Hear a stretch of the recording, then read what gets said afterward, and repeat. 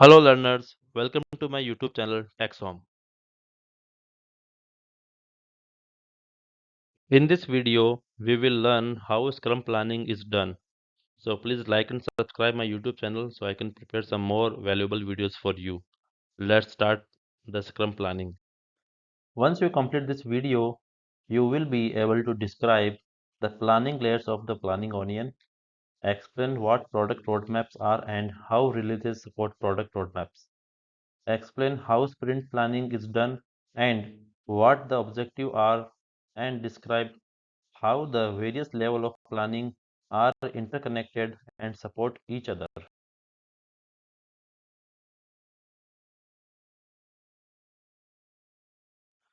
Scrum projects are planned at multiple levels. This is the represented through the planning onion. As you can see, each layer of the onion drive the planning of the layers below. The highest level of the planning is the strategic level. This is where the suits, the executive leadership of the company's life. This is where the company defines what is and how it's going to be grow and progress in an entity. Typically, the planning horizon at this level is 5 years or longer. So portfolio planning is the next level, and this involves the selections of products that will best implement the version established at the strategic level. At the product level, Scrum team set the product vision and outline the product roadmap for their version and various projects. It's common for the planning horizon at this level to be about 12 months. Release planning is where the Scrum team groups product items in the product backlog into release that support the product roadmap. A typical time box for a release is 3 to 6 months. Next come the sprint level. We have already talked a bit about this, and so you know that this level the team determines which user story in the product backlog are going to be completed during the sprint. Most iterations are time boxed at 1 to 6 week in durations, and in Scrum the sprints are typically 2 to 4 weeks in length at the lowest level. The most granular level of the planning, this is the daily level. The daily scrum is the planning event at this level. This is where determines teams make the plans for next 24 hours. Now we are gonna talk about a bit more about release level planning in Scrum. Most Scrum products will be broken down into release that match up with the product roadmap. For example, a real life project that I am involved in has a sprint roadmap that includes three separate versions of a website. Suppose the first version is a free version available to anybody. Anybody can access that. Version 2 expand on the free version in introducing additional tools and a membership component that allow users they can access some more additional tools that go beyond the free version. And then final version 3, in version 3 they includes even more tools at a premium level of membership users that also includes an opportunity for members to earn referral commissions. So the product backlog for this project is grouped into three separate releases. Release 1 include all of the user stories necessary for version on to be released, and then release 2 which match up with version 2 include all of the user stories necessary for version 2 to be released. Now you can see how this works. So, and then of course version 3 would be implemented by doing all of the user stories that are included in release 3. If you look at the graphics on the slide, you see what we just described is illustrated in the product roadmap, which is then broken down into releases that support each version or portion of the product roadmap. And then each release is broken down further into sprints that are used to iteratively complete that releases The duration of the releases convey vary depending on the complexity of the product and the micro level of the product roadmap. Releases planning can have horizon up to the 9 months, but most commonly it's about 3 months in length. This slide helps illustrate how release planning is done. On the left is the product backlog, and then you can see how the user stories are being grouped together into the various sprints necessary for the release to be completed. At the beginning of each release, the team create the release plan. Keep in mind that there is still only one product backlog for the whole project, and the release plan includes just the user stories necessary for that particular release.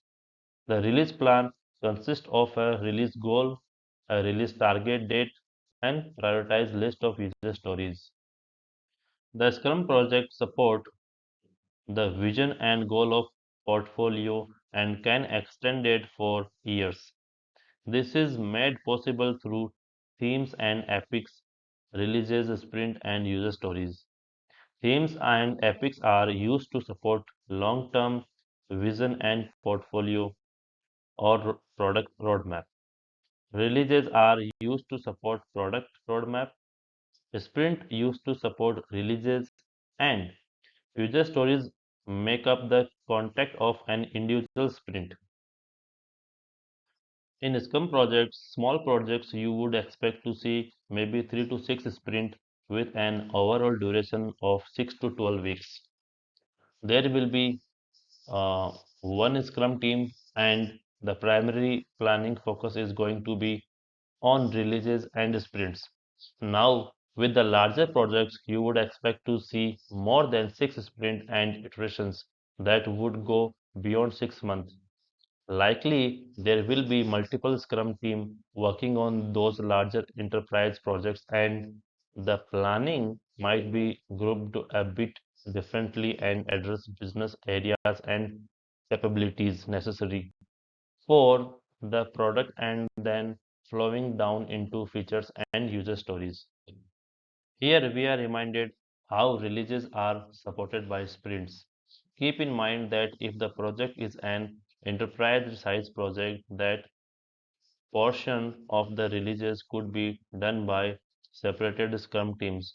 Each of those Scrum teams would be running the sprints necessary to complete their portion of releases.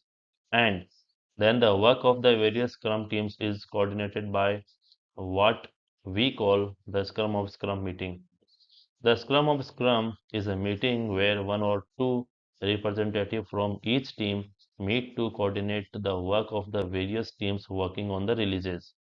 It could be the Scrum Master of each team that show up at this meeting, but usually it works better if you have actually development team member because there might be technical queries, independencies queries that would need to be addressed in this particular meeting. The sprint planning meeting is attended by members of the Scrum team, would be the Scrum Master, the product owner, and the development team, as well as any other key stakeholders such as customer, end users, the suite right. The business folks and the durations of this meeting will be no more than 2 hours for each week of the sprint. For example, if we are working out a 2 week sprint, the time box with the sprint planning meeting is going to be 4 hours. And if we are working on a 4 week sprint, the iterations of the sprint planning meeting will be 8 hours. As we have already mentioned that sprint planning meeting is divided into two separate segments. The first half of the meeting is to set the goal for the sprint using the prioritized release or product backlog.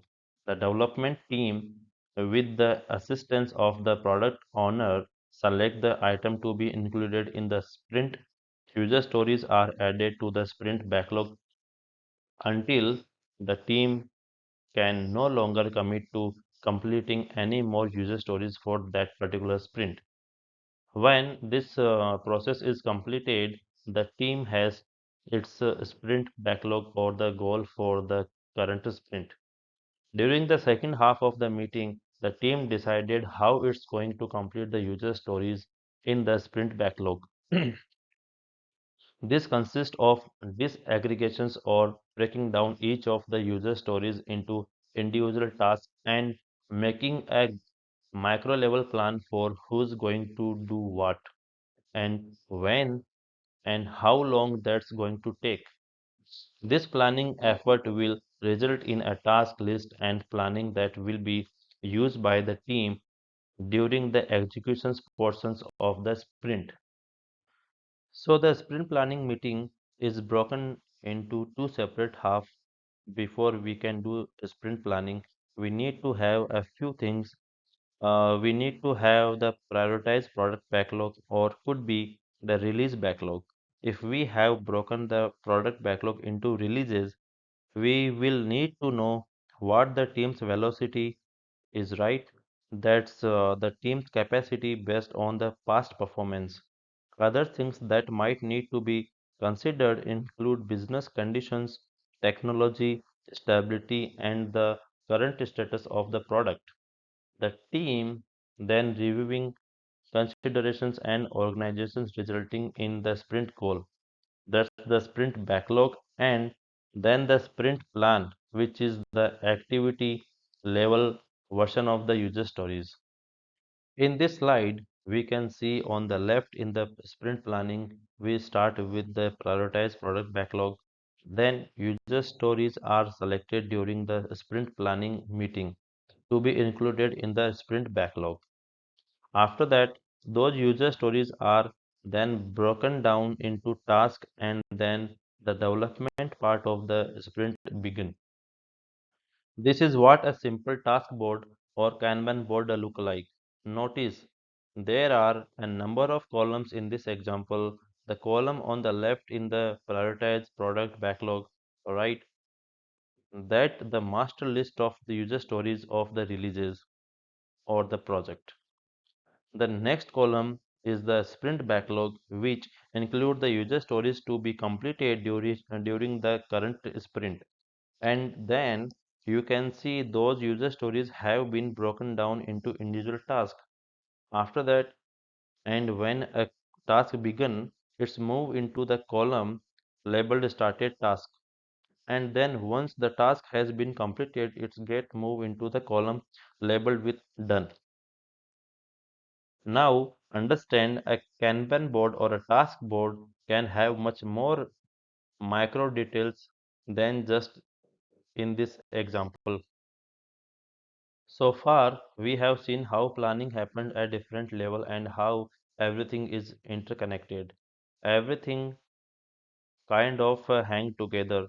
So the first thing that happens is identifying a product vision, then come a product roadmap, and then the release plan that's followed in turn by creating sprint plan, and then during the course of the sprint, the team holds daily scrum, and then the end of the sprint there's the sprint review, and that followed by the last sprint retrospective meeting.